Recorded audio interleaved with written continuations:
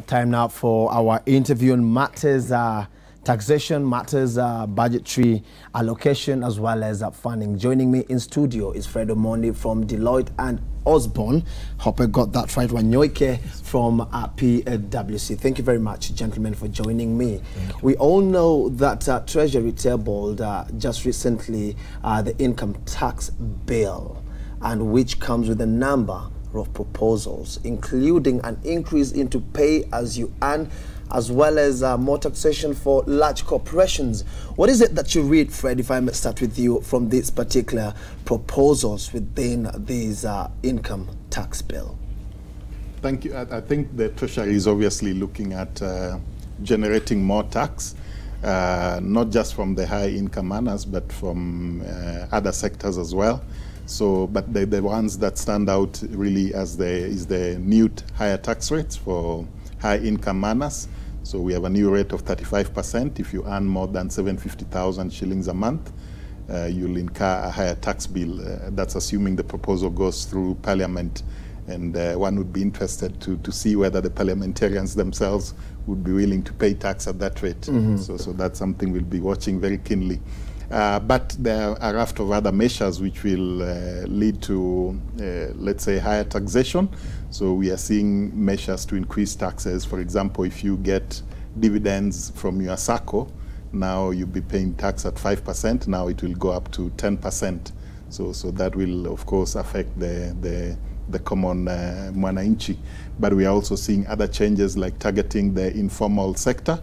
So there's been a new measure to introduce what we call presumptive income tax, or really it's a replacement of what we have now called the turnover tax. So if you are in the informal sector, you'll be paying tax at the point of obtaining your business permit, and the tax will be computed as 15% of your business permit fee. So that is a move, I think, intended to widen the tax base, although the rate appears a bit low given that it's pegged to the licensing fee. Yes. Okay, Bono Wanyoike, we know the government seeks to widen revenue collections, but then again, won't this be hurting the taxpayers, given the fact that they're already overburdened by the high cost of living and things like those? Yes, I think if you look at it, I think the government is in a hard place. In other words, these are government expenditure. Citizens need services. Government needs to provide security, housing, health, and all that. But then you need to collect the money. The government needs resources or places to collect the money. So income tax is one of the areas. Now, as my colleague Fred has said, you know, the increased rate of 35% for people on pay-as-you-earn on employment, and companies now over 500 million will now actually pay a new rate of 35%. So on your point, whether it's overburdening, you can say it looks like it's overburdening because you find that those who are earning more or generating more economic activity are the ones who are going to pay more taxes. So you would say, who should they overburden? Should they overburden those who are earning a lot, or should they overburden those who are low income? So it's a tricky activity. However, what you notice in the draft bill, there's a lot of other changes that are within that actually increase the tax collections. And that's what we're telling businesses, that with this draft bill, you need to be quite diligent to see all the changes that are affecting business in such a way that you comply with the law. Yeah. Okay, I'm getting it. If they target the higher income earners, it's because low income earners have been complaining that you tax us a lot, and then there are those who should be paying more than we do because they earn more than we do. So the question is, should someone be, for lack of a better word, punished in terms of taxation because of their successes in terms of work and progressive earning, or should the government look at better ways of ensuring taxes are paid without people actually feeling that we're being targeted because of our successes? Good question. I think the issue of taxation and fairness and, you know, how equitable it is, it's always debatable and subject to different parameters that have to be considered. But generally speaking, In terms of equity, we also look at how progressive tax is, so that you expect those who earn more to be able to contribute more. So that's a fair statement. But on the other hand, tax burden should be shared across board. So looking at the case of Kenya, we see that according to the latest household survey, majority of Kenyans are in what we would consider the low income bracket. And also in terms of general economic activity, a lot of it is generated through the small and medium micro enterprises. So looking at that, then our strategies should be designed to expand the tax net and get everybody to contribute, because if we rely on the high income earners, then there are really very few, so maybe less than 10% of the population will fall within that category. And even businesses, if you look at those that generate 500 million shillings in profits, you'll be able to count them with your fingers, So really we have to expand the tax net, and there's no option if we want to have a sustainable, revenue generation. Okay, and speaking of sustainable revenue generation, it's one thing to actually come up with all these proposals and even have Parliament adopt them. But then again, it's a different thing for people to be tax compliant. What is it that the government should do to ensure people are not only taxed, but actually those tax obligations are met? Actually, in fact, for me personally, I think the compliance has been a big issue for the government. The government or the Revenue Authority has introduced the iTax, which is the IT platform on which people declare their income and so on and so forth. That has improved compliance quite a bit. But the question that I have is the issue between the tax rates and compliance. Some time ago in the early 90s or 80s, the tax top rate was 45% on pay-as-you-earn. Yeah. When the government and one of the ministers reduced it to 30, everybody said, oh, there'll be all the tax is going to go away. And actually what they noticed is that not only did the tax rate increase in terms of the amount of money they collect, but also compliance increased, because those people who are trying to run away from taxes actually find, well, instead of paying 45%, I'll pay 30. The effort of running away with that is not so much. So it looks like there's a shift in policy, because now we are moving from 30 to 35%, and yet compliance is just getting back on track. So we are yet to see, it's early days to see whether this tax rate from 30 to 35 will actually improve compliance or damage compliance. And compliance is a significant issue, because if you don't know who you're taxing, isn't it? Yeah. You don't know how much you're going to collect, and then you don't know how to plan your economy. So it's a difficult task that government has, but there's a clear opportunity that the government has to enhance the knowledge in terms of what people should pay. Like as Fred said, turnover tax or monthly rental income is a simple way of paying taxes. You increase the tax base. There are also other things about people who are in what we call medium-sized enterprises who earn money and are not declaring. Those need to be brought onto the books so that the tax base increases, and that is linked up with the compliance. Again, Fred, when it comes to all these proposals, someone might ask, do we only have proposals to see me being taxed more, or is the government considerate enough to ensure that I equally have some exemptions, or perhaps my tax burden to other aspects of life has been actually reduced? In this sense, I'm asking, are there any other benefits that come with these proposals besides just the increase in a number of these tax obligations? Good question, but that's one would struggle to find any new incentive that they've introduced in the bill. So in our view, I think the bill is mostly to generate more revenue. You'd be hard put to come across any additional incentive. But then back to your earlier question about compliance and what my colleague Osborne has said, I think it's critical to look at compliance not just in terms of increasing the tax rates or enhancing enforcement, which the Revenue Authority has been doing very well, but also to look at compliance in terms of how do you incentivize people to pay tax, how do you build a culture of compliance and tax morality, as it were.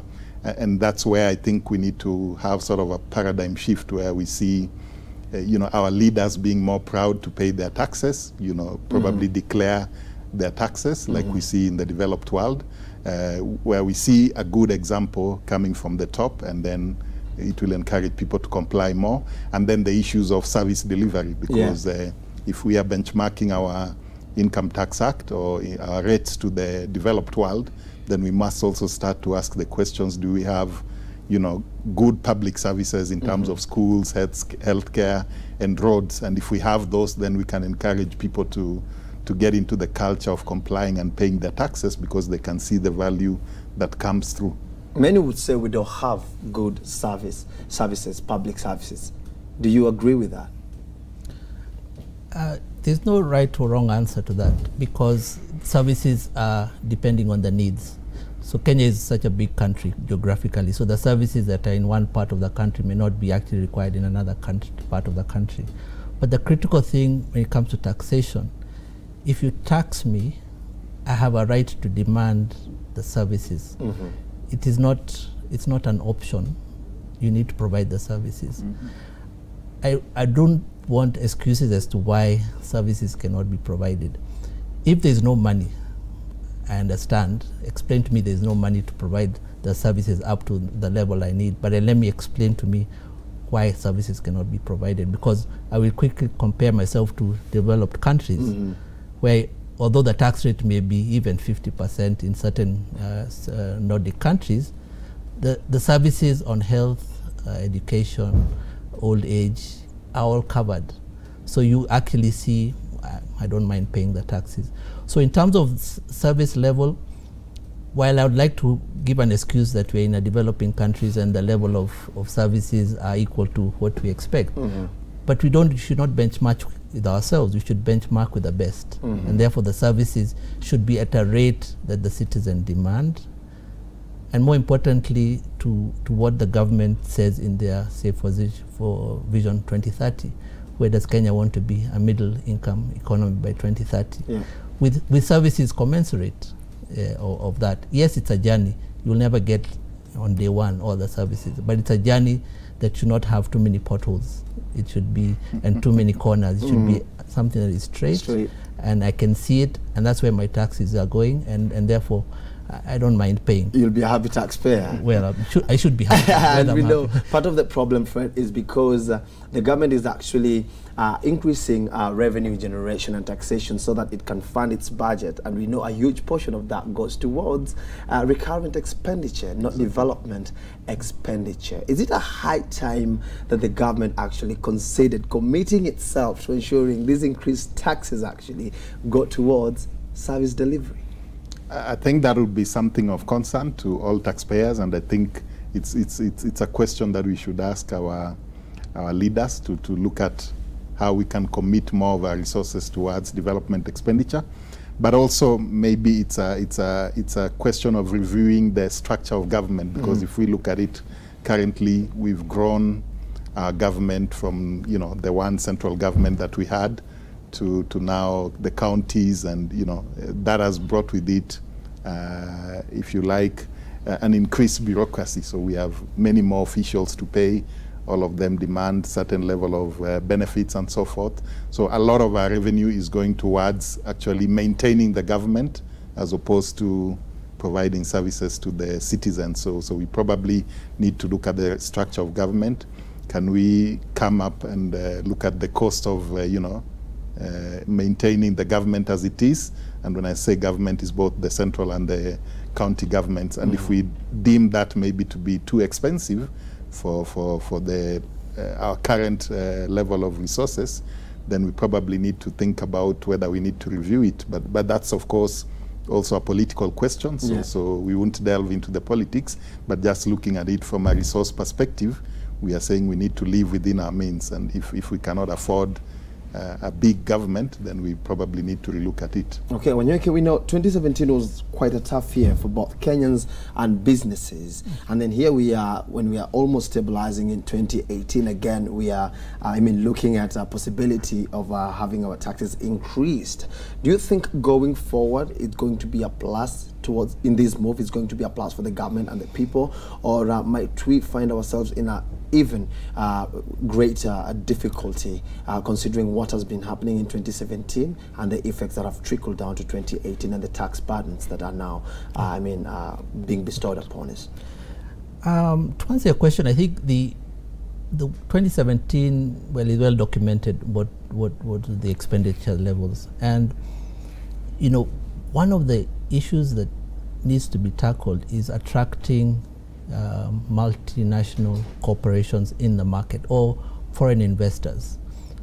Let me be clear, we should support our domestic businesses, giving them incentives and so on and so forth. But we need to attract foreign direct investment, isn't it? Now, foreign direct investment looks at tax rates as one of the parameters to bring in their money. Now, if you suddenly start changing and increasing the tax rate, an investor will say, well, what are the rates in another part of the world? It may not even be in East Africa. Maybe it's South America or Asia. Maybe their tax rate is even less than 30. Here we are, we're increasing to 35. Now, are we making Kenya competitive by increasing the tax rates? Now, if on the other hand, the tax rates are maintained or even lowered, you may find attracting foreign direct investment is so much easier. And when you bring them a foreign direct investment, it brings in not only profits for the organization, but employment, the multiplier effect, the small scale businesses. Like for instance, assembly of motor vehicles. If you bring assembly of motor vehicles, I would expect that tires made locally will come from Kenya. The bolts will come from a Kenyan supplier, a small and medium scale supplier. So you find that bringing a big or foreign direct investment has a trickle down effect on the rest of the economy. And therefore, if you look at the combination of those two, you'll get more revenue. So that should be the strategy. And we should not be looking at the tax rates so much to attracting foreign investment, but it should be a way to enhancing investment in Kenya. And therefore, a tax rate of 35 or an increase, because now we are looking at, we're hoping for a moving down, now we are moving up. We don't know whether it's a temporary position. We don't know whether the members of parliament will actually pass this draft bill. But if they did, it is giving an indication to foreign direct investment that, well, let's look around. Is Kenya attractive? What is its tax rate? Oh, it's 35. What was it before? 30. So will it be higher after a few more years? Foreign direct investment secondly need a lot of certainty. There was no indication, as far as I know, and maybe Fred can correct me, that the tax rate will ever increase in Kenya. There's never been a document that says that. Now suddenly I do my investment, and I do for maybe 15 years. I'd hoped for a tax rate of 30%, and I'd promised my shareholders a certain amount of money. Now, in somewhere along the line, it increases 35. I say, that's making me uncertain. What will it be tomorrow? So one of the things that we need to do, at least government needs to do, is clear sense of policy as to things to do with tax rate. Yes, we know that the tax needs to be collected to meet expenditure. But let's look at expenditure critically. Are we getting value for money? Isn't it? Are we spending everything that is supposed to be spent? Are people returning money back to Treasury because they can't spend it? Those types of things. Then look at the expenditure side, while at the same time ensuring that people on the revenue side, the taxation, everybody who is supposed to pay is actually paying. So you may sound like it's a complicated thing, but for me it's quite clear. You need to ensure that you're attracting domestic, regional, and foreign companies into Kenya. I get it. Fred, there's also an aspect of an increase in capital gains tax. Okay? I mean, what do you think that will do should actually these proposals be adopted? Well, of course, it will affect mostly the real estate sector. And again, going back to what my colleague Osborne has said, capital gains tax has been reintroduced relatively recently. And the rate was, let's say easy to swallow, 5%. 5%, yeah. But then now we've moved very quickly to significantly increase the rate. So again, that gives certain signals, like he's saying, to either investors or because now as an investor you can evaluate your option and say, do I want to invest here or invest elsewhere? So again, that increment is very steep, but not necessarily surprising, because our rate was lower than many other countries. So in that sense, it's not necessarily surprising, but probably should have been a bit more gradual.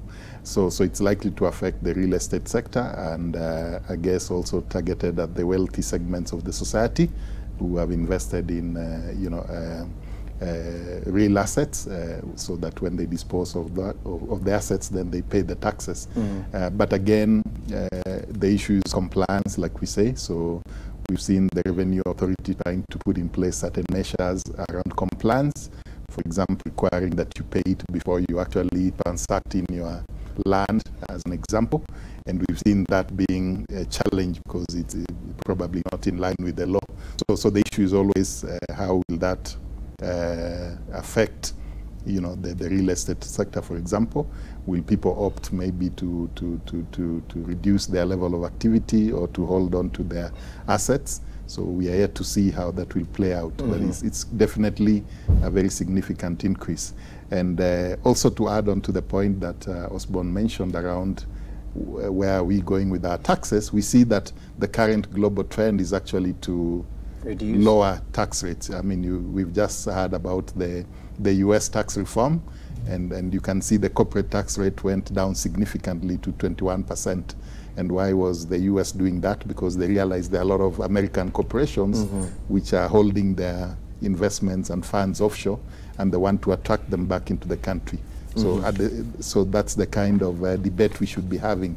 Do you want to encourage people to come in and invest more and grow the economy? And when we grow the economy, naturally the tax collections will grow up. Or do we want to increase collections merely by adjusting the rates upwards? And yet our economy remains, relatively, well, it's growing, but for a developed economy, if we are doing below, let's say 8-9% or double-digit growth, then it's not as impressive as we would like it to be. Okay. And we know when the tax burden proves too heavy, many would resort to avoiding paying taxes whenever they can. There will be tax evaders. But then again, there is a risk that comes with that because it's an obligation. So for purposes of our audience out there who might be watching right now, what are some of the risks that taxpayers expose themselves to when they either default or perhaps fail to meet their tax obligations? The simple answer is a jail term. You can land yourself in prison under the laws, and that's kind of the worst that can happen.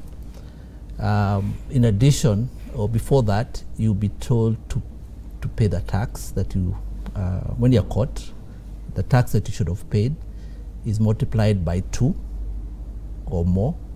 So you double the financial penalty. And then there's also the penalties for non-compliance.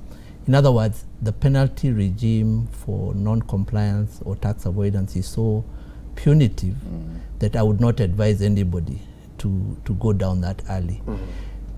It may feel sweet to avoid, or maybe you'll be talking in your local social media how you don't pay tax, but the day you're caught will be the day you'll be told, go and pay to Caesar what is due to Caesar, and it will be a lot of money. So the clear answer to me is it's not an avenue that is worth following. Just know the law, apply the law, pay the taxes, and I think you'll be able to sleep better at night. I get it. As we wind up, Fred, we know the Kenya Revenue Authority has always been given these targets, and many a times the taxman has not met these targets. We are now looking at a perhaps 1.7 trillion shillings target in the next financial year. I mean, what needs to be done to ensure that the taxman actually meets these particular targets? I mean, to their credit, the Revenue Authority has done very well in terms of enforcing compliance. I mean, you have measures like the iTax, which has improved compliance significantly. So I think they're doing their best. Maybe the issue is more the issues that we are talking about, the general state of the economy. For example, last year, of course, with the prolonged electioneering, you saw business, going down, and therefore we expect naturally the tax collections to go down. So it's not necessarily a problem of the Revenue Authority. Is what other measures are we doing to sort of grow the economy and therefore expect to collect more, because just like the old saying goes, you cannot expect to reap where you've not sown. So we cannot expect to see increasing collections if we do not put in place measures to grow the economy, to grow investment, to increase employment, because our unemployment rate is quite high. And yet we need more people to be actively engaged economically so that they can pay taxes and contribute to the growth of the revenue generation. So we need to see more of these measures to spur investment, to grow employment, to incentivize business, whether it's the small business or the big business. And once we see increased economic activity, then we'll have a sustainable tax base from which we can, collect more revenue. Okay, thank you very much indeed, gentlemen. A pleasure having you. We'll wind it at that particular point. Thank you.